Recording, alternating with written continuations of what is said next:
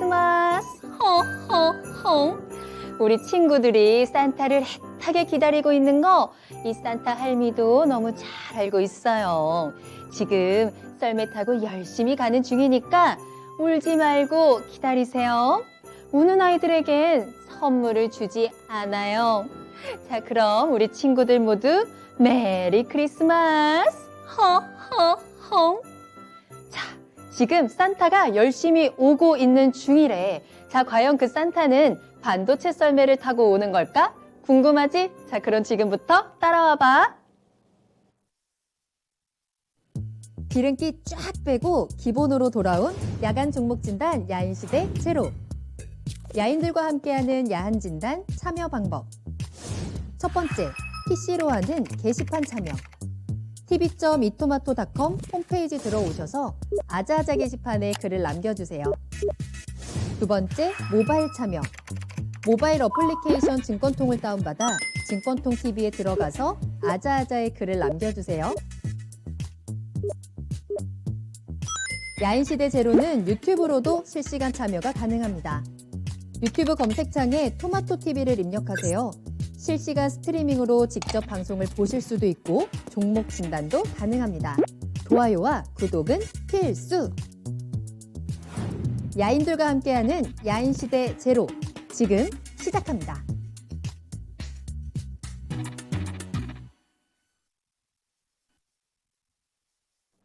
야간 종목 진단 야인시대 제로, 안녕하세요. 한보람입니다. 기름기 쫙 빼고 군더더기 없이 종목 진단에 집중하는 한 시간입니다. 매일 저녁 9시부터 10시까지 여러분들 궁금하신 종목에 대해서 빠르고 정확한 진단 도와드리는 시간입니다. 자, 오늘은 특별히 또 보람 산타와 함께 루돌프가 함께 하도록 하겠습니다. 이재필 루돌프 전문가님과 함께 할게요. 전문가님 안녕하세요. 예, 안녕하세요. 반갑습니다. 예. 자, 이렇게 머리띠가 굉장히 잘 어울리십니다. 예. 쑥스러우신가요?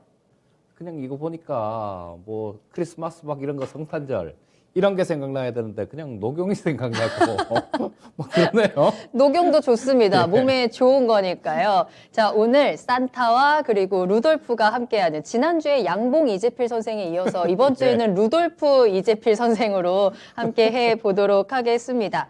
자, 과연 이재필 루돌프 전문가가 끄는 썰매에는 어떤 것들이 담겨 있을까요? 어떤 종목이 담겨 있고 또 어떤 전망들이 가득할지 자, 지금부터 함께 해보겠습니다. 자, 궁금하신 종목 있으시다면 지금 바로 올려주시길 바랄게요. 자, 특히나 우리 증시도 3거래일 연속 빨간불을 잘 켜내면서 크리스마스를 준비하고 있는 모습입니다. 오늘 3,000피까지 열심히 달려가고 있죠. 오늘 약간 힘이 부족한 부분이 아쉽기는 했습니다만 그래도 잘 올라가고 있어요. 자, 하지만 또 연말이 다가오면서 거래량이 좀 비교적 한산하다라는 점이 조금 걱정이 되고요. 종목별로 변동성도 커지고 있는데요. 자, 과연 우리는 내일 산타를 맞이할 수 있을지 한번 기대를 해보면서 여러분들의 종목에 대한 선물도 가득 받아가시길 바라겠습니다. 내일장 준비 지금 야인시대와 함께 하세요. 자, 궁금하신 종목 올려주시면 되겠습니다. 궁금하신 종목명, 매수가, 비중 같이 올려주시면 되겠고요.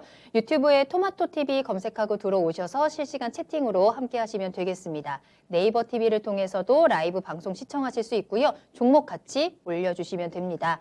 또 토마토 TV 홈페이지 들어오셔서 아자아자 게시판에 글 올려주셔도 좋고요. 또 전화 상담 기다리고 있겠습니다. 메리 크리스마스 하고 반갑게 인사를 나눠볼 테니까 전화도 꼭 주세요. 서울전화 02-325-8200번 활짝 열어두겠습니다. 자, 그럼 오늘 함께 해주시는 분들 인사하고 출발하겠습니다. 준호님 반갑습니다. 주미영님 예쁜 산타 안녕하세요 라면서 인사해 주셨고요. 최장군님이 전문가님 코에 루돌프 코까지 좀 달았으면 좋겠다. 그럼 정말로 더 빨간불 켜면서 상승불 올라갈 수 있었을 텐데 자, 그래도 우리 귀여운 루돌프 귀 보시면서 녹용이다 생각하시고 몸에 좋은 정보들 잘 받아가시면 될 것 같아요. 마그마님께서 보람님 대체 어디까지 가시려고 그러시냐라고 하는데 저도 이제는 슬슬 궁금해지는 부분이고요. 행투 가이드님 오셨습니다. 행복하자님도 보라민커님 짝 해주셨는데 감사합니다. 오늘 좀 연기가 괜찮았죠? 블랙존님, 시간이 약이다님, 산타 언니한테 선물 받고 싶어요. 상한가 한방 종목으로 궁금합니다. 라고 하셨는데 일단 종목 올려주시면 그에 대한 진단으로 선물 드리고 추천 종목도 잠시 후 투자의 신에서 우리 루돌프에게 꼭 받아가시길 바라겠습니다. 자, 그렇다면 오늘의 첫 번째 종목 진단 출발하겠습니다. 유튜브에서 이연주님이 보내주신 종목이고요. UTI 살펴볼게요. 자, 매수가는 15,300원입니다. 비중은 5% 보유하고 계시고요. 전망이 궁금합니다 하셨는데 이 종목이 오늘 급등을 했습니다. 한번 11월 들어서 급등의 급등, 상승세를 계속 보여주다가 16,300원 찍고 잠시 좀 주춤하는 모습이 나타났었거든요. 근데 오늘 다시 한번 7% 가까운 상승세 보여주면서 14,550원의 거래를 마쳤습니다. 앞으로 전망 어떨까요? 자, 이 UTI는 뭐 그런 거죠. 저 폴더블 폰에 사용되는 그 UTG라는 그 지금 이게 처음에 폴더블 폰 만들 때는 이거를 저 CPI 필름을 저 접는 거 그 디스플레이 용도로 이렇게 좀 개발을 했었는데요. 자, 그거를 갑자기 삼성에서 그 CPI 필름을 안 쓰고 UTG를 쓴다라고 그렇게 했는데 뭐 처음에는 이 폴더 1 만들 때, 이럴 때는 일본에서 이렇게 좀 수입을 해서 썼었는데요. 지금 현재 상황은 거의 UTG를 거의 이렇게 쓰고 있는데 이 UTI가 바로 그 폴더블 폰에 들어가는 그 UTG를 만드는 회사예요. 자, 그런데 그래서 뭐 폴더블 폰이 많이 팔렸다 뭐 이런 얘기들 나오고 막 그러면 주가가 좀 움직이는 그런 경향이 있는데요. 자, 요게 약간은 좀 아쉬운 부분도 있습니다. 자, 이게 폴더블 폰하고 뭐 그 UTG를 만들어 갖고 본격적으로 매출에 반영이 되고 막 이런 부분들이 막 된다라면 어느 정도는 실적에 이게 반영이 돼 줘야 되거든요. 자, 그런데 지금 전혀 그런 부분들이 없어요. 오히려 2019년도에 매출이 한 631억 정도 됩니다. 그런데 작년에 매출이 596억 정도밖에 안 돼요. 자, 그러면 오히려 뭐 이 폴더블 폰을 저때 내놨는데요. 내놓고 난 다음에도 실적 부분이 오히려 줄어들었다는 얘기예요. 그리고 지금 올해 같은 경우도 마찬가지로 뭐 지금 한 240억에다가 뭐 한 342억 정도 3분기 동안 그 정도밖에 안 됩니다. 그렇다면 올해는 작년보다 더 줄었다는 얘기예요. 폴더블 폰이 굉장히 많이 팔렸죠. 굉장히 많이 팔렸는데 실적 부분이 이렇게 찍혀 나오지 않는다라면 아직까지는 공급을 제대로 못하고 있다라는 그런 결론에 도달할 수 있습니다. 그리고 마찬가지로 뭐 영업이익조차도 저 작년에는 8억 정도 그나마 조금 흑자가 났었는데요. 재작년에는 63억 정도가 흑자가 났고요. 올해는 적자예요, 지금. 한 17억 정도 3분기까지 적자를 기록하고 있습니다. 그러니까 뭐 되게 많은 이런 수혜를 아직까지는 되게 많은 수혜를 받고 있다. 이렇게 얘기하기는 힘든 종목이에요. 자, 근데 뭐 지금 현재 이런 부분들이 전혀 뭐 그런 가능성이 없는가? 그건 아니에요. 자, 가능성은 충분히 있다라고 봅니다. 그리고 이 폴더블 폰을 직접 뭐 만들게 되면 얼마 전에 저 중국 쪽에서 만든 거 오포였던가요? 뭐 그쪽에서 폴더블 폰을 하나 이렇게 내놨는데 보니까 뭐 처음에 자랑하기는 뭐 우리는 주름도 없다 막 이렇게 얘기를 하면서 하나 나온 게 있더라고요. 근데 다른 각도에서 찍었을 때는 뭐 그 주름도 많고 막 그랬었습니다. 그러니까 딱 보고 이게 좀 보이는 부분 뭐 뽀샵을 좀 한 거겠죠. 자, 그래서 내놨는데 어쨌든 삼성도 마찬가지고 다른 회사도 마찬가지고 이 폴더블 폰을 이제는 점점 이렇게 내놓는 거죠. 출시를 할 겁니다. 중국 쪽에서도 마찬가지 이런 것들을 뭐 그냥 전시하려고 내놓지는 않았을 테니까요. 자, 뭐 어느 정도는 얘네들 같은 경우도 접었다 폈다 하는 그런 기술은 뭐 어느 정도는 있다라고 봐야 되고요. 그렇다면 이 폴더블 폰 시장은 계속 커져갈 겁니다. 저도 마찬가지로 이 폴더블 폰을 쓰는데요. 저는 폴더 2예요. 저는 폴더 2를 쓰고 있는데 뭐 벌써 작년 저 가을에 나왔던 거 그건데 자, 뭐 이렇게 좀 써보면요. 펼칠 일은 별로 없는데 뭐 어디 영상 같은 거 이런 거 볼 때는 그때는 되게 편해요. 화면이 크니까 되게 좋더라고요. 뭐 주식 검색할 때 차트 볼 때 그런 때도 좋고. 자, 그래서 저는 이런 부분들이 가격이 조금 내려간다라면 굉장히 빠른 속도로 또 대중화가 되고 올해 굉장히 많이 팔렸죠. 이 폴더 2가 제가 살 때 240만 원 했었거든요. 그런데 폴더 3는 지금 이 폴더 2보다 훨씬 좋죠. 뭐 저기 S펜도 달려 있고 막 그런데 이게 199만 원이에요. 그렇기 때문에 점점 이게 제품의 그런 것들 사양이나 뭐 이런 것들은 되게 좋아지는 반면에 가격은 떨어지고 있다라는 거 이걸 눈으로 확인을 할 수 있죠. 그렇다면 시장은 커져갈 겁니다. 다만 아직까지 뭐 실적 부분들이 제대로 반영을 못하고 있기 때문에 이런 것들은 시간은 좀 걸린다라고 보셔야 돼요. 자, 그리고 보시게 되면 수급은 괜찮습니다. 기관 쪽에서 이렇게 계속해서 상당히 좀 연속해서 계속 매수를 해주고 있죠. 자, 그리고 외국인들 쪽에서도 마찬가지 계속 이렇게 좀 매수를 하는 해 들어오는 그런 구간에 있고, 자, 뭐 여기서 한 번, 두 번, 뭐 우리 흔히 얘기하는 쌍바닥이라 그러죠. 쌍바닥 패턴이 나온 상태에서 좀 이렇게 올라왔으니까 뭐 이거를 고점을 바로 이렇게 돌파를 하기는 힘들다고 하더라도 조금 옆으로 이렇게 등락을 거듭하면서 상승 방향을 이렇게 모색할 그럴 가능성이 되게 높다라는 생각이고요. 또 지금 뭐 1월 달은 중소형주입니다. 제가 뭐 어디 계속 다른 프로그램들 이런 데도 계속 출연해서 시장 얘기를 할 때마다 그런 얘기를 좀 합니다만 1월 달 같은 경우는 이쪽 대형주보다는 중소형주 쪽에서 굉장히 좋은 그런 움직임을 보일 거예요. 자, 그렇다면 지금 앞으로 1월 달에 조금 더 힘을 낼 수 있는 뭐 그런 종목군에 속한다라고도 볼 수 있겠죠. 자, 일단 뭐 지금 현재 상태에서는 당연히 좀 보유를 하셔야 될 것 같고요. 15,300원이면 지난번에 여기 고점 찍고 여기서 내려올 때 물리셨나 봐요. 다시 재차 반등이 좀 나오고 있는데 뭐 이게 일단 뭐 여기 16,000원이라는 가격대 여기서는 거래량도 좀 터졌죠. 거래량도 좀 터졌기 때문에 자, 일단 뭐 요거를 좀 돌파를 해줘야 되는데 그 앞에도 좀 여기서 그쪽에서 저항받았던 그런 자리가 있죠. 그래서 지금 현재 상태에서는 좀 이걸 바로 돌파하기는 조금 어려울 것 같아요. 다행히 뭐 우리 시청자님 비율이 5% 정도밖에 안 되니까요. 더 이상 올랐을 땐 쫓아가지 마십시오. 올라갔을 땐 쫓아가지 마시고 뭐 좀 있다 보면 뭐 왔다 갔다 하는 과정에서 한 14,000원 그러니까 15,000원, 14,000원 아래 구간 13,000원 근처라면 되게 좀 좋을 것 같고요. 자, 이 추가 매수하는 거는 14,000원 아래 구간에서는 추가 매수가 가능할 것 같아요.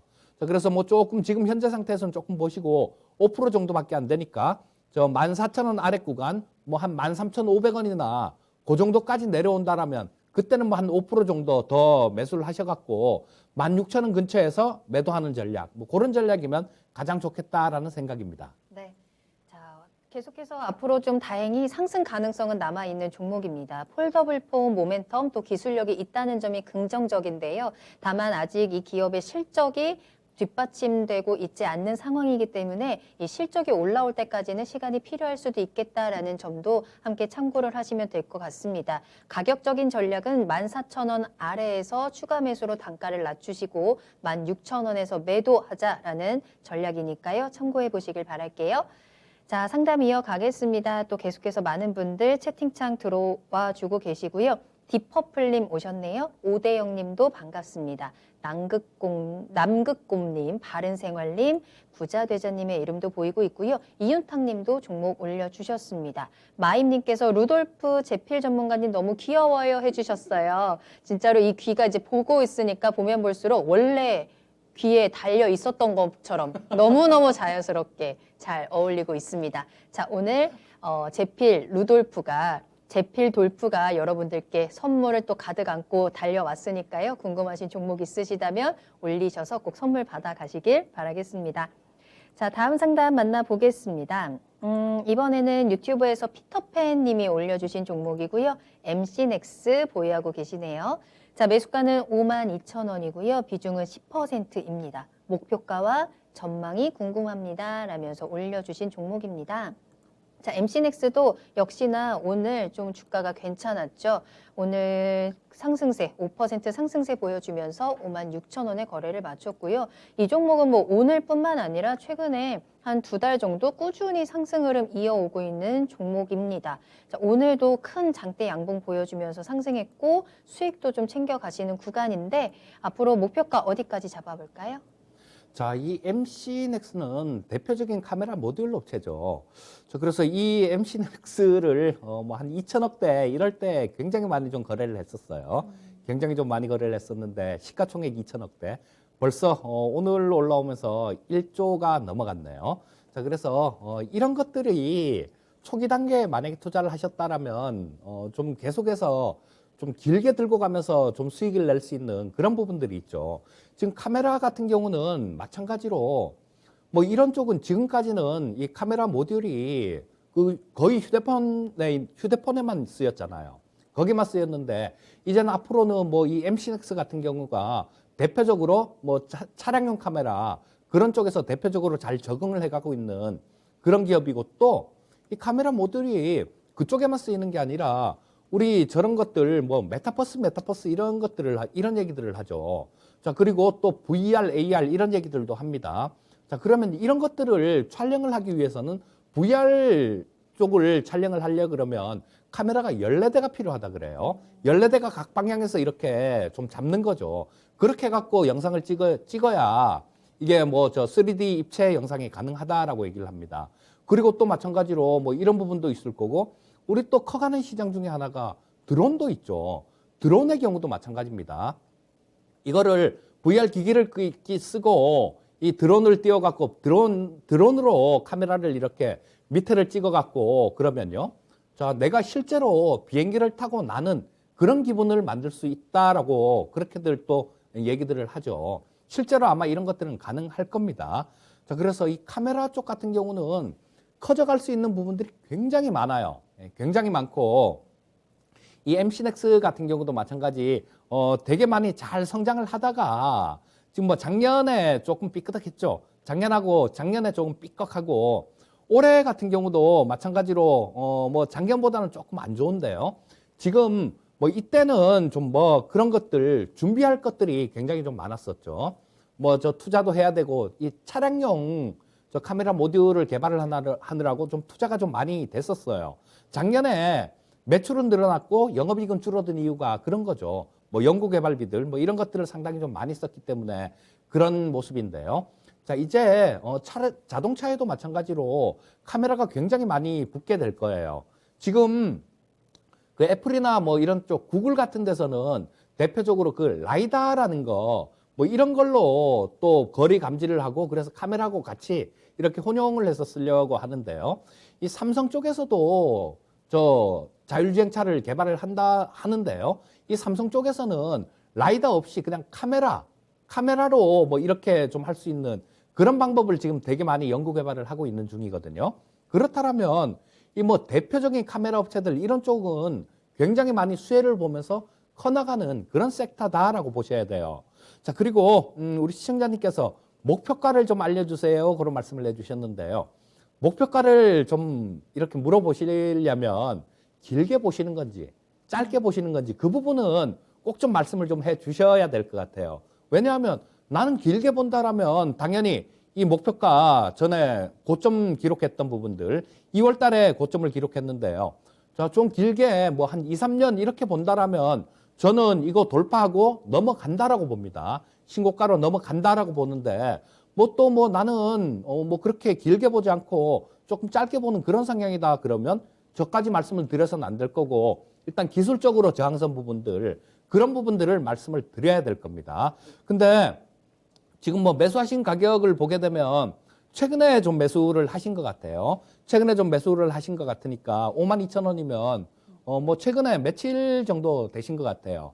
자, 그렇다면 최근에 매수하신 분들은 그렇게 크게 오래 갖고 간다라고 생각하기는 조금 어렵겠죠.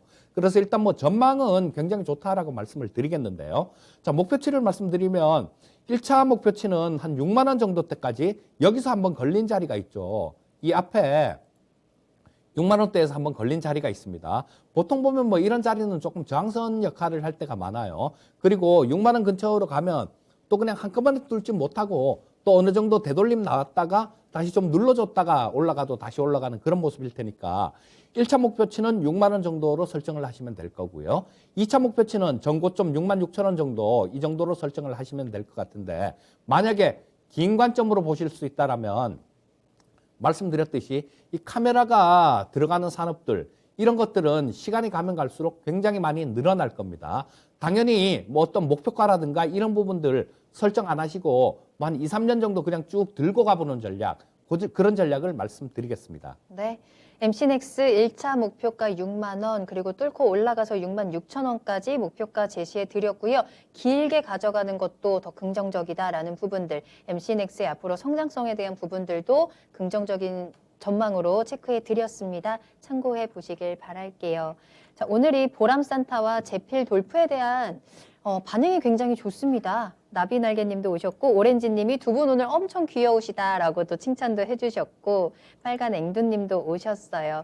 자, 그리고 하늘이님께서 산타인컨님 선물 주세요라고 올리셨는데, 올 한 해 우셨는지 안 우셨는지 잘 생각해 보셔야 합니다. 우는 아이들에겐 선물을 주지 않아요. 그렇기 때문에 올 한 해 울지 않고 착한 일 많이 했는지, 내가 좋은 투자 많이 했는지 한번 잘 생각해 보시고, 그렇다라고 하면 또 저희가 선물 드리도록 하겠습니다.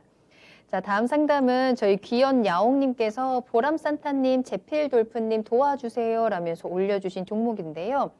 자, 유니드 한번 살펴보도록 하겠습니다. 자, 일단 지금 매수 단가가 12만 9천 원이고요. 비중은 10% 보유하고 계시거든요.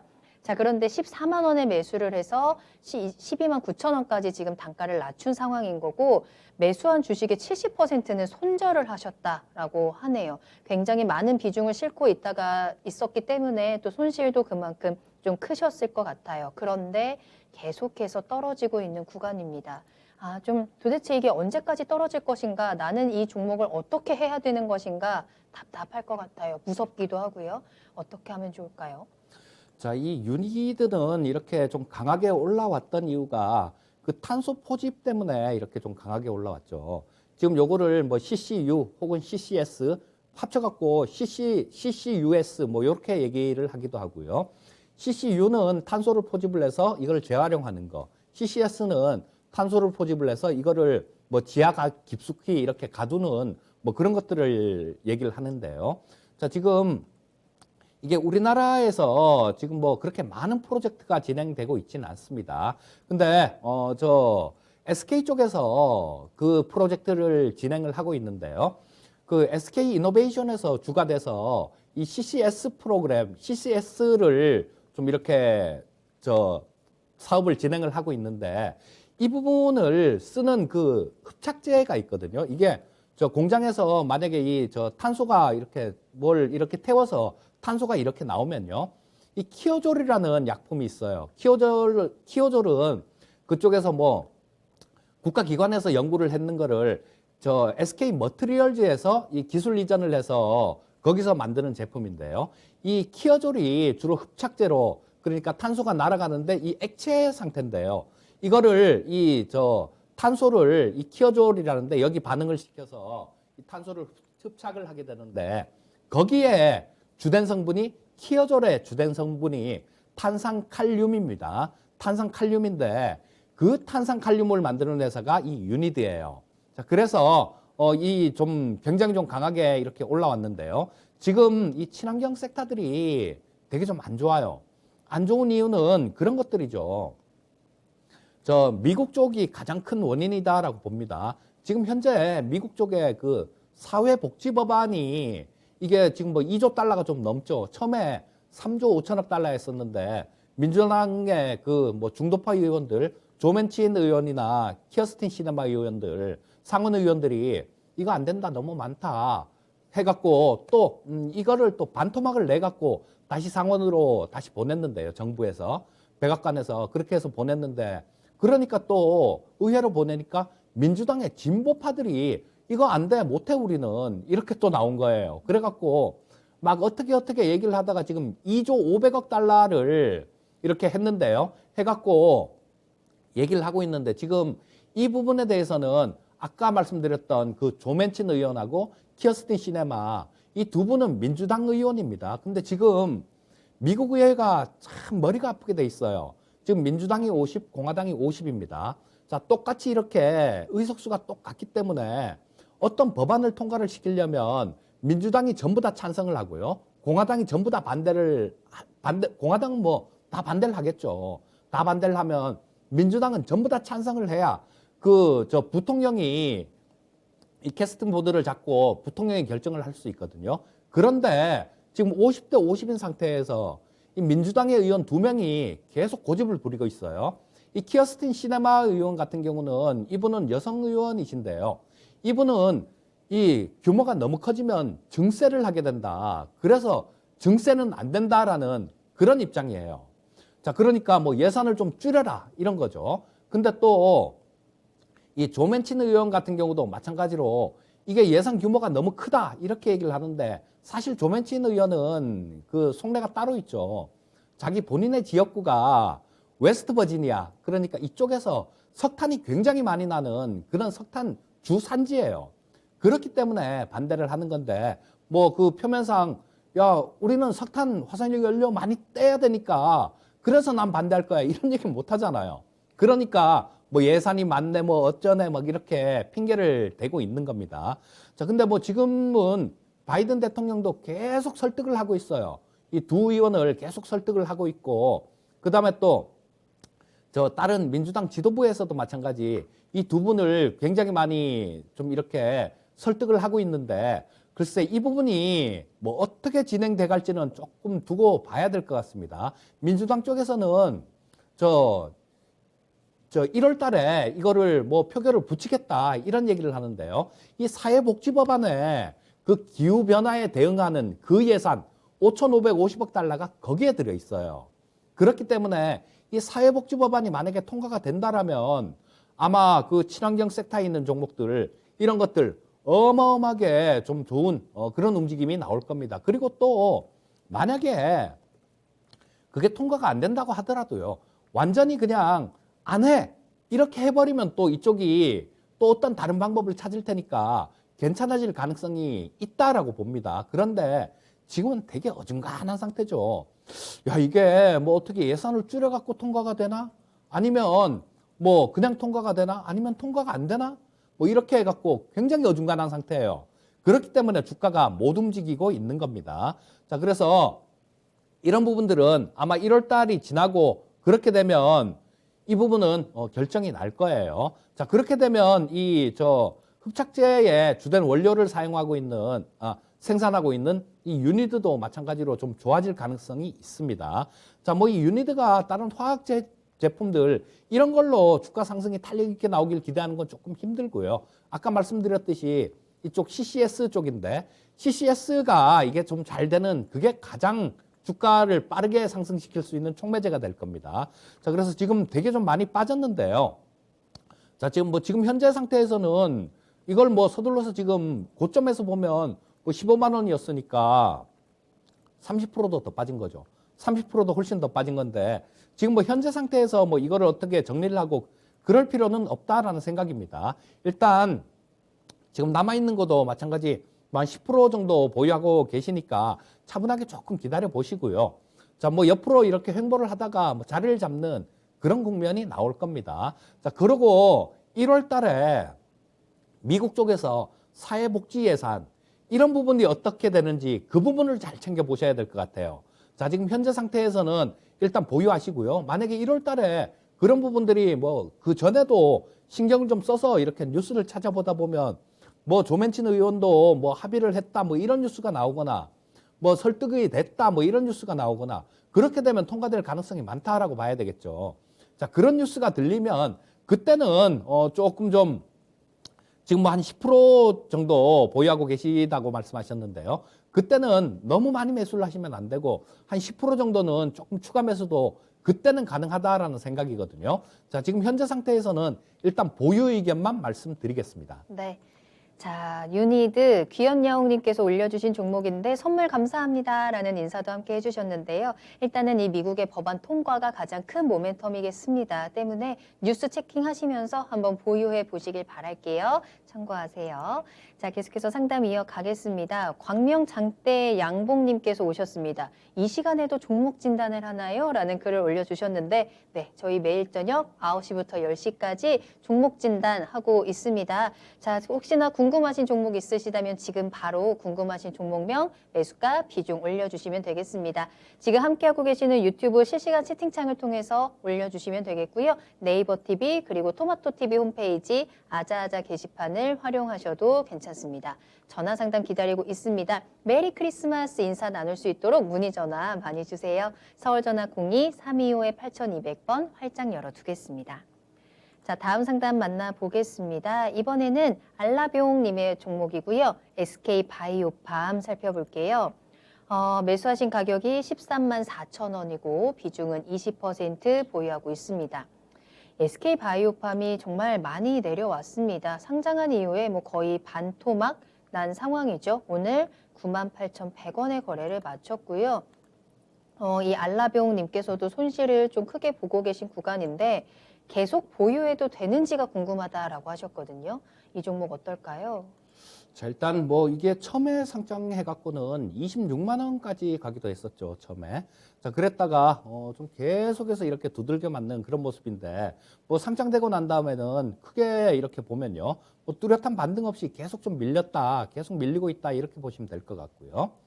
자, 이게 지금 SK바이오팜만의 문제는 아니고 제약바이오 쪽이 전체적으로 대부분이 다 그렇습니다.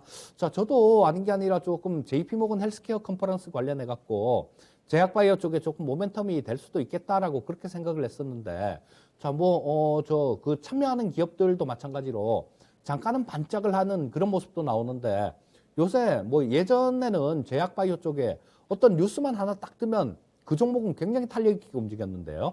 요즘은 뭐 잠깐 쭉 갔다가 그냥 바로 밀려버리고 제대로 이게 반영도 못 하더라고요. 그래서 일단은 뭐 제약바이오 쪽 같은 경우도 움직일 때 이 전체적으로 다 같이 좀 움직여줘야 돼요. 그 SK바이오팜만 혼자 따로 이렇게 움직이긴 조금 어려운 것 같은 그런 생각이 들고요. 자, 지금 뭐 이런 것들은 뭐 저런 것들 뭐 내전진 신약 같은 것들 이런 거 수출 계약도 하고 그랬는데 이런 것들이 재료가 안 먹히는 시장이에요. 이 제약바이오 쪽 같은 경우는 재료가 안 먹히더라도 뭐 할 말은 없죠. 왜냐하면 밸류에이션 자체가 워낙 높기 때문에, 자, 꿈을 먹고 사는 그런 기업이기 때문에 뭐 어떤 적정 밸류에이션이라든가 이런 것들을 산출을 할 수가 없어요. 그렇기 때문에 이 제약바이오 쪽일수록 좀 기술적인 부분들, 이런 부분들을 잘 적용해서 매매를 하셔야 될 거고요. 자, 지금 현재 상태는 어느 정도 지금 보시면 상장되고 난 다음에 쭉 한번 보시면 계속해서 흘러내리기만 계속 흘러내렸어요. 자, 이쪽에서도 마찬가지로 고점 저점 계속 저 낮추면서 계속 그런 모습이 나왔는데, 자, 지금 여기서 갭으로 뚝 떨어졌는데요.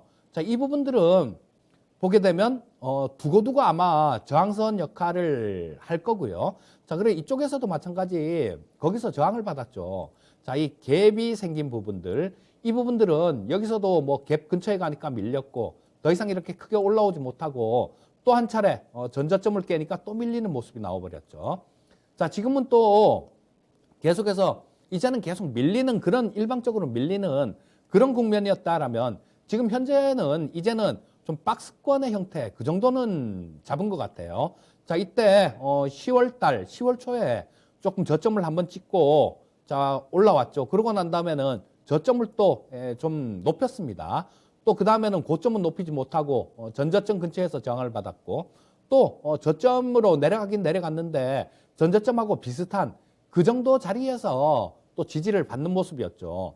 자, 여기서도 마찬가지 조금 저항을 받았는데, 자, 이거는 보시게 되면 이렇게 박스권을 좀 그려볼 수 있을 겁니다. 박스권을 그려볼 수 있기 때문에, 자, 보시게 되면 박스권 상단은 뭐 대략 한 10만 한 5천 원 정도 그 정도가 되겠네요. 10만 5천 원 정도가 될 거고 박스권 하단은 9만 원대 초반 정도가 됩니다. 자, 그래서 일단 뭐 이게 9만 원대 초반 저 가격은 전에 좀 찍었던 가격대 그 가격 근처가 되겠는데요. 91,400원을 찍었었네요. 그 가격은 반드시 지켜줘야 되는 그런 가격입니다. 아까 이쪽에서도 보셨듯이 좀 지지선으로 작용할 수 있는 부분들, 이런 부분들을 깨고 내려갔을 때는 상당한 좀 급락으로 이어지는 경우가 많습니다. 자, 이쪽에서 전저점을 그냥 갭으로 깨면서 그냥 밀리면서 또 계속해서 좀 밀리는 모습이 나왔으니까, 자, 91,000원이라는 가격대, 이 가격을 깨지 않는다라면 보유가 가능하실 거예요. 하지만 만약에 이 가격을 깬다라면 한 단계 또 바닥 밑에 지하가 있으니까 뭐 그런 거 염두에 두시고요.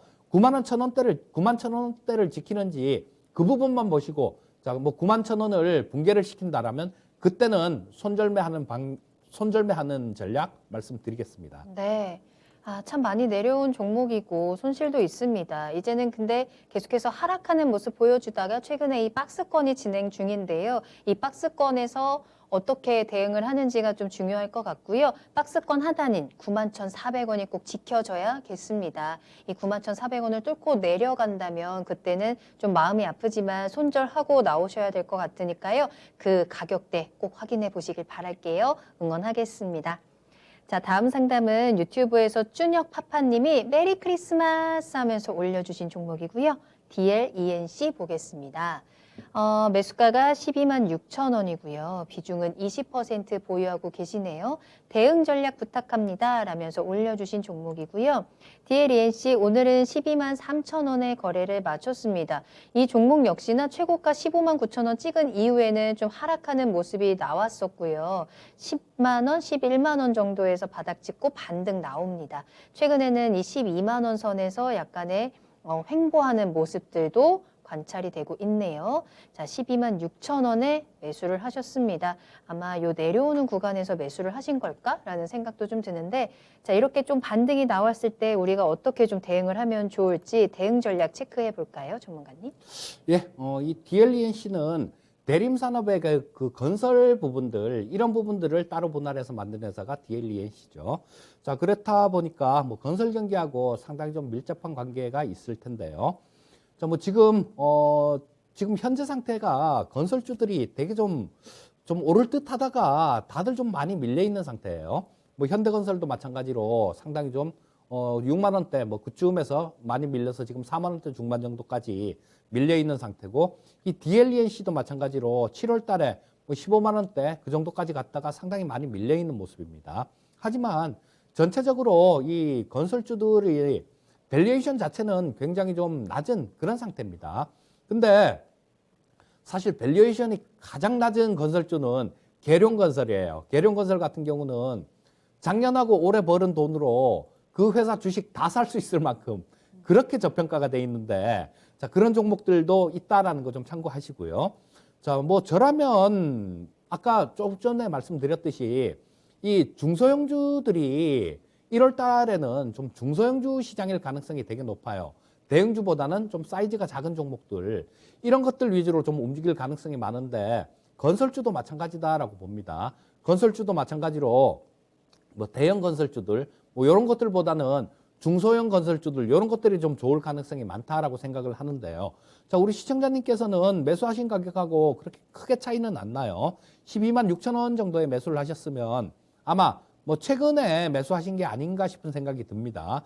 자, 근데 지금 현재 기술적으로 요거를 좀 보게 되면 답답하게 좀 끼어 있는 모습이에요. 자, 떨어지고 있는 62평선.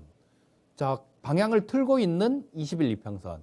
자, 그래서 조금 답답하게 끼어 있는 모습인데 여기서 중간에서 왔다 갔다 뭐 이런 모습이 나올 것 같아요. 좀 올라가면 이제 뭐 좀 올라가서 62평선에 닿으면 그 근처에선 저항을 받고 또 좀 밀려갖고 22평선까지 내려오면 또 거기선 지지를 받고 그러면서 진폭을 좀 줄일 겁니다. 진폭을 줄이면서 좀 이렇게 움직이는 방향을 잡을 것 같은데요.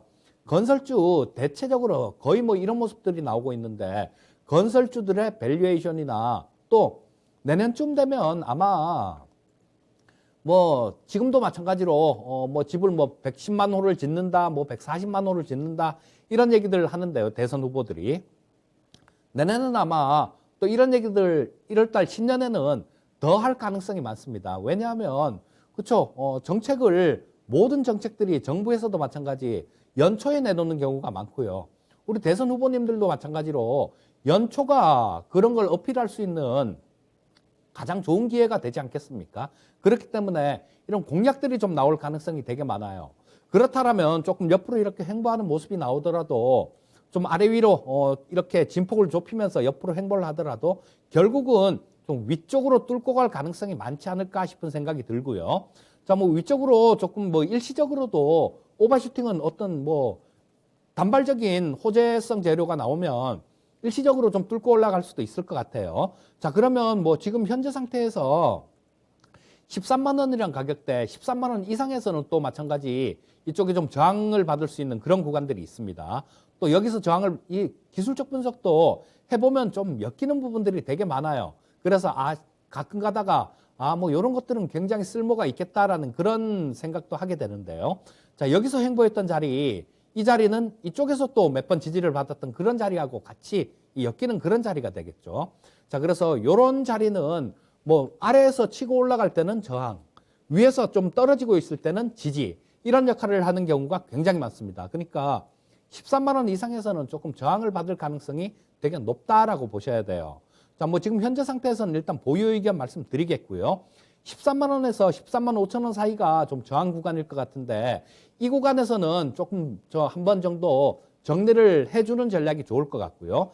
자, 일단 현재 상태에서는 보유 의견 말씀드리겠고 14만 원대, 13만 원대 이상에서 일단 정리하고 나오는 전략 말씀드리겠습니다. 네.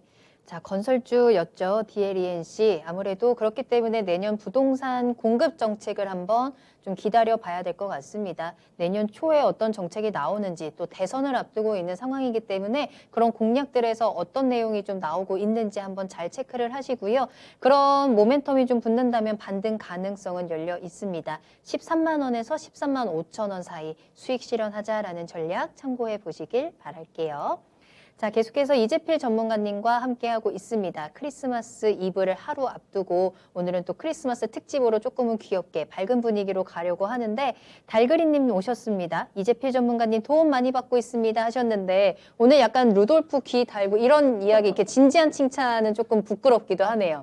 어색하기도 하고 그렇죠? 자, 오늘은 특별히 또 이렇게 귀가 좀 더 잘 보였으면 좋겠어요. 자, 귀여운 이재필 전문가님과 함께하고 있습니다. 여러분들께서도 저희 보시면서 한 번이라도 더 웃으셨으면 좋겠고요. 또 종목 진단으로 계속해서 선물 전해드리도록 할게요. 자, 다음 상담은 네이버 TV에 올려주신 종목인데요. 매수 문의 주셨습니다. 메텔님께서 한국조선해양 매수 문의입니다 라면서 올려주셨는데요. 한국조선해양 주가 흐름을 한번 좀 살펴볼까요? 자, 오늘은 보합권, 강보합권에서 거래를 마치면서 94,200원에 거래를 마쳤네요. 이 종목 역시 올 한 해 좀 힘들었습니다. 5월 달쯤부터 꺾이기 시작하면서 쭉 내려왔죠. 16만 3천 원대에서 9만 4천 원까지 쭉 내려온 종목이고요. 자, 그렇다 보니까 지금이 좀 많이 내려온 걸까라는 생각도 들어요. 12월 들어서 살짝 반등이 나오는 듯 하더니 다시 한번 꺾였습니다. 지금이 저점인 건지 들어가도 되는 타이밍인지 좀 궁금하고요. 특히나 이제 내년도 조선업의 전망이 어떤지도 좀 궁금합니다. 매수 전략 어떻게 짜야 할까요? 자, 내년도 조선 업황들 같은 경우는 굉장히 좋을 거예요. 조선 업종들 같은 경우는 수주 산업이죠. 미리 이렇게 수주를 한 거, 그 부분을 뭐 몇 년에 걸쳐 갖고 이렇게 만들어 갖고 수익으로 인식되는 그런 산업이기 때문에. 근데 한 2, 3년 정도 전에 수주를 받았던 것들, 이런 것들은 별로 영양가가 없었어요. 뭐 그때 당시에는 좀 저가 수주를 하고 막 그런 부분들이 있었기 때문에. 그런데 지금 요즘에 수주하는 것들, 이런 부분들은 뭐 제값을 받고 좀 수주를 하는데요. 자, 그런 것들은 조금 있어요. 지금 뭐 유럽 쪽에서 대우조선해양하고 뭐 저거 현대조선, 한국조선해양하고 이 합병을 하는 부분들, 이런 부분에 대해서 유럽 쪽에서는 뭐 이거를 불허하는 거, 뭐 그런 방침을 조금 굳힌 것 같다라는 그런 뉴스들도 조금 나오는데요. 자, 근데 뭐 그럼 그쪽에서 합병을 반대를 하면 뭐 못하는 거냐? 뭐 근데 할 수는 있어요. 꼭 못하는 건 아닌데 그쪽에서 각국마다 반독점법 이런 게 있기 때문에 만약에 EU 쪽에서 허가를 안 했는데 합병을 해버리면 유럽 쪽에서는 수주를 못한다라고 봐야 되거든요. 그러니까 사실상 뭐 유럽 쪽에서 수주 못하면 조선업 안 되는 거죠. 그래서 아마 합병 같은 경우는 지금 조금 뭐 어려운 방향으로 가는 것 같다라는 그런 뉴스도 있습니다. 하지만 이 주가 자체가 이렇게 좀 많이 좀 하락을 하고 지금 이렇게 바닥을 잡아가는 모습이니까요. 자, 뭐 이 한국조선해양에 대해서 두 분이시네요. 한 분은 매수 문의를 해주셨고 한 분은 좀 매수를 하셔갖고 종목 상담을 하셨네요. 네. 자, 근데 이게 바닥을 찍고 올라가는 것 같아서 매수하셨다라고 얘기하셨는데 이 바닥은 한 번으로는 확인이 안 되는 겁니다. 무조건 뭐든 간에 그래요. 뭐 쌍바닥을 찍든 뭐 비슷한 쌍바닥을 찍든 아니면 이 좌측보다 우측이 조금 높은 그런 쌍바닥을 찍든 뭐 추세선을 그리는 것도 마찬가지입니다. 저점에서 저점, 그 다음 저점 혹은 고점에서 다음 고점을 연결한 선이 추세선이거든요. 이게 바닥은 한 2번 정도는 나와줘야지 이 추세선 자체를 그릴 수가 있어요.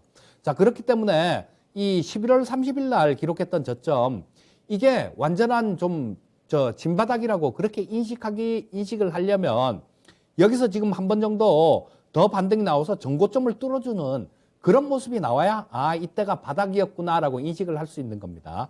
아직까지는 뭐 이걸 바닥이다 뭐 이렇게 얘기할 수는 없을 것 같고요. 다만 전체적으로 뭐 하락한 폭을 보게 되면 16만 3천 원부터 빠져내려왔으니까요. 예, 빠져도 좀 너무 빠졌어요. 빠져도 좀 너무 빠졌고 최근 들어서 이 외국인들의 수급을 보게 되면 뭐 어느 정도 이 수급을 보고는 좀 어느 정도 이거 그때가 지금 바닥이었을 수도 있겠네라는 그런 생각도 해볼 수 있는데요. 자, 여기 보시게 되면 쭉 빠지는 과정, 이 과정에서 외국인들이 계속 순매수를 했습니다. 자, 이때는 조금 틀리죠. 이때 이렇게 빠지는 구간에서는 기관들도 매도가 상당히 좀 많았었고 외국인들도 매도가 군데군데 퍼렇게 이렇게 좀 많았었죠. 그런데 최근 들어서는 외국인들은 계속 순매수가 많고 기관들도 최근 들어서 보시게 되면 이렇게 순매수를 하는 그런 부분들이 상당히 많습니다. 그래서 일단 97,600원에 매수하신 분 같은 경우는 조금 좀 기다려 보십시오. 조금 기다리셨다가 요게 좀 반등이 나오면 한 10만 원대 이상 정도, 반등이 나오면 11만 원 근처 정도, 그 정도까지는 나올 수 있을 것 같아요. 그리고 매수 문의해 주신 분 같은 경우는 저라면 조선주 안 합니다, 지금. 저라면 조선주를 안 하는데 왜냐하면 좀 되게 많이 좀 무거운 종목이고요. 또 지금 내년 같은 경우는 그렇죠. 이 대형주 쪽보다는 저는 중소형주 개별주 쪽으로 가야 된다라고 생각합니다. 특히 연초의 경우에는 더 그렇습니다. 1월 달에는 1월 효과라는 게 있기 때문에 이런 부분들이 좀 시장에 뭐 이 지수 자체는 조금 답답하게 지금 최근 그렇잖아요. 3천 이상 올라갔을 때 가기만 하면 두들겨 맞습니다. 그런 모습이기 때문에 이거를 뭐 대형주들 뭐 이런 쪽보다는 중소형주들이 유리할 것 같고요. 또 지금 현재 내년 같은 경우는 굉장히 대변혁의 그런 시대가 될 겁니다. 뭐 대선도 있죠. 그리고 뭐 내년 초도 뭐 이런 정책들 많이 나올 거고 집권 내년에 3월 9일 날 대선인데 그거 지나고 난 다음에 집권을 하게 되면 어떻게 되겠습니까? 어떤 내가 직접 그 육성할 산업들 이런 부분들을 어느 쪽을 집중적으로 육성하겠습니다. 이런 얘기를 하겠죠. 그런데 조선업 육성하겠습니다. 이런 얘기는 잘 안 하실 것 같아요. 어떤 분들이 되든 간에. 자, 뭐 지금 4차 산업혁명 관련되는 쪽들, 첨단 산업들 이런 쪽을 육성하겠다라는 그런 얘기가 나오기가 쉽지 조선업 육성할게요. 이런 얘기는 안 나올 것 같습니다. 그래서 매수를 하시려는 분 같은 경우는 일단 이쪽 조선업 섹터 말고 다른 쪽으로 조금 첨단 기술주들 그리고 반도체 섹터 같은 경우도 내년에 올해 말 그러니까 내년에는 본격적으로 DDR5가 생산이 돼서 판매가 될 것 같아요. 자, 그렇게 되면 그런 부분들도 괜찮을 것 같은데 굳이 다른 쪽 그런 쪽을 놔두고 조선주에 투자할 이유는 없다라는 생각입니다. 네. 자, 한국조선해양 현재 보유하고 계신 분들이라면 11만 원 근처까지 반등했을 때 매도하시고요. 신규 매수에 대해서는 보류 의견 드렸습니다. 아직은 때가 아니다라고 정리를 할 수 있을 것 같네요. 대형주보다는 중소형주로 그리고 조선주보다는 조금 더 신사업 쪽으로 섹터를 좀 넓혀보자라고 추천을 해주셨으니까요. 참고해 보시길 바랄게요. 자, 종목 한 가지 더 빠르게 만나보겠습니다. 이번에는 증권통에 올려주신 종목인데요. 노르페인트 가지고 계시네요. 매수가는 13,000원, 비중은 20% 보유하고 계십니다. 손절해야 하는지 난감합니다 라면서 올려주신 종목인데 그래서 손실이 크신가 라고 봤더니 오늘 좀 4% 가까이 내려오긴 했습니다만 122,500원에 거래를 마쳤고 아직까지는 손실 살짝 있는 구간이긴 하네요. 자, 근데 이 종목이 페인트뿐만 아니라 워낙에 이 정치 테마주로도 윤석열 관련주로도 좀 변동성이 큰 종목이기 때문에 지금 구간에서 어떻게 좀 대응을 해야 할까요? 자, 이 종목은 우리 보라맨커님 말씀해 주셨듯이 뭐 페인트 이런 걸로 실적으로 이런 걸로 주가가 움직이는 종목은 아닙니다. 그 정치적인 이유 이런 것 때문에 움직이는데 뭐 오늘도 좀 말씀을 조금 뭐 그런 좀 논란이 있는 그런 말씀을 좀 하신 것 같아요. 뭐 듣기에 따라서는 뭐 광주에 가서 그런 얘기를 하셨다 그러죠. 뭐 저거 내가 뭐 민주당에 갈 수가 없어서 저 국민의힘으로 입당했다 뭐 이런 얘기를 하신 것 같아요, 오늘도. 자, 그렇다면 야, 좀 되게 논란이 좀 되게 많아요. 그리고 이거는 좀 예측하기가 되게 힘든 게요. 그분이 내일 어떤 얘기를 할지 알 수가 없단 말이에요. 워낙 보면 지금 같은 경우는 두 분 다 마찬가지인 것 같아요. 두 분 다 여당 후보나 야당 후보나 어디서 뭐가 튀어나올지 거의 예측 불허인 것 같거든요. 이럴 때는 한쪽만 하시면 안 되고요. 두 개를 다 같이 하시는 투자는 괜찮습니다. 자, 만약에 한쪽에서 큰 실수를 해버리면 한쪽에서 크게 치고 올라갈 수 있기 때문에 이쪽에서 좀 안 되는 모습이 나와도 다른 데서 그거 이상으로 수익이 날 수 있으니까 그렇게 될 수 있는데요. 지금 만약에 이 한쪽만 매수를 하셨다라면 노르페인트 뭐 야당 후보죠. 야당 후보 이 한쪽만 매수를 하셨다라면 그건 상당히 좀 뭐랄까 리스크가 있는 그런 투자다라고 말씀드릴 수 있을 것 같아요. 전에 그랬던 적이 있습니다. 저 지난 대선 때죠. 지난 대선 때 반기문 테마에 속해 있는 그런 종목 중에 CCS라는 종목이 있었어요. 그런데 그때 반기문 후보가 저 갑자기 그런 얘기를 했죠. 나 안 할래요. 그런 얘기를 해버렸어요. 그러고 난 다음에 점으로 하한가를 2방을 맞았습니다. 그러니까 상당히 좀 리스크가 많이 따르니까요. 만약에 이 노르페인트만 하나 요거만 보유하고 계시다라면 그냥 가차 없이 그냥 손절 치시고 만약에 그 윤석열 후보님이 어떤 얘기를 할지 그게 예측이 되신다라면 그리고 실수를 하지 않는다라고 확신을 하신다라면 보유하셔도 되겠지만요. 저는 그런 부분에 대해서는 정말로 도저히 모르겠습니다. 그러니까 이거는 조금 정리를 하시고요. 좀 뭐 공통되는 그런 테마 쪽, 정책 테마 쪽 이런 쪽으로 좀 들어가시는 게 좋을 것 같고요. 자, 뭐 내일 조금 아프시더라도 정리하는 전략 말씀드리겠습니다. 네. 아무래도 테마주인 만큼 리스크가 분명히 있죠. 예측하기도 힘들고요. 때문에 매도 전략 체크해 드렸습니다. 한번 참고해 보시길 바랄게요. 자, 이렇게 해서 오늘 노르페인트까지 종목 진단 마무리하도록 하겠습니다. 오늘 정말 이 루돌프 제필님께서 정말 다양한 선물들 안고 이 썰매 열심히 끌었습니다. 1시간 동안. 자, 잠시 후 10시부터도 투자의 신을 통해서 시장에 대한 이야기 더 큰 선물 기다리고 있으니까요. 그리고 조금 더 종목 추천으로 조금 더 확실한 선물 던져드릴 테니까 끝까지 함께해 보시길 바라겠습니다. 자, 전문가님 오늘 감사합니다. 인사드릴게요. 예, 수고하셨습니다. 네, 오늘 저희가 방송에서 전해드린 내용은 단순 정보일 뿐 해당 종목의 가치 상승과 하락을 보장하지 않습니다. 투자는 투자자 본인의 책임과 판단에 따라서 이루어져야 한다는 점 다시 한번 유의해 주시기 바랍니다. 자, 내일 크리스마스 이브인 만큼 빨갛고 따뜻한 하루 보내시길 바라겠고요. 저는 다음 이 시간에 돌아오겠습니다. 시청해주신 여러분 고맙습니다.